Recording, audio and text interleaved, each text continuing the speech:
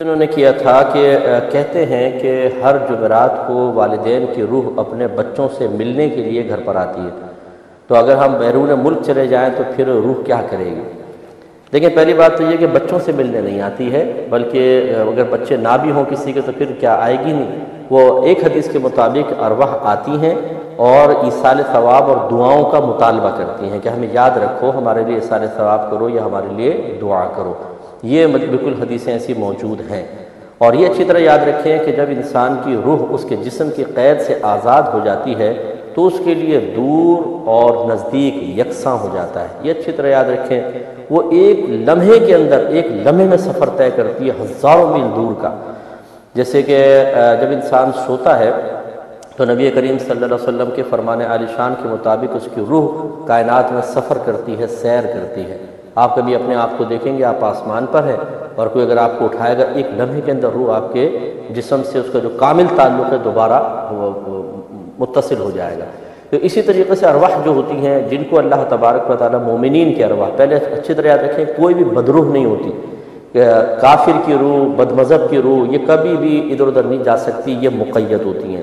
صرف مومن کی روح کو اجازت ہوتی ہے، اور وہ بھی ہر روح کو نہیں۔ اللہ تعالیٰ چاہے تو کسی روح کو مکمل اجازت دے دے، وہ جہاں مرضی گھومے پھرے، تو وہ اگر بالفرض یہاں سے مکے جانا چاہے تو لمحے بھر کے اندر وہ پہنچ سکتی ہے۔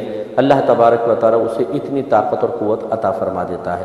مرنے کے بعد اگر آپ دیکھیں صحیح حدیثوں کے اندر موجود ہے، ایک کافر منافق کی نظر کی تیزی کا حکم یہ ہے کہ اگر جب وہ مرتا ہے، اللہ تعالیٰ نبی جب منکر نکیر کو بھیجتا ہے، سوالات ہوتے ہیں اور وہ سوالات کے جوابات نہیں دے پاتا تو اس سے کہا جاتا ہے کہ اوپر دیکھ۔ وہ دیکھتا ہے تو ساتوں آسمانوں کے اوپر اس کو جنت نظر آتی ہے، اور کہا جاتا ہے اگر تو سوالات کے صحیح جواب دیتا تو یہ تیرا ٹھکانہ تھا۔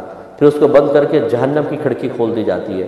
اس کا مطلب یہ ہے کہ روح کی نگاہ اتنی تیز ہو جاتی ہے، جب تک جسم میں ہے تو آسمان دنیا تک پہنچ رہی ہے، سطحی طور پہ ہر جگہ نہیں، لیکن جب روح جسم کی قید سے آزاد ہوئی تو جنت تک پہنچ جاتی ہے، اتنی نگاہ تیز ہو جاتی ہے۔ تو دیگر اوصاف بھی اسی طرح اس کے بڑھ جاتے ہیں۔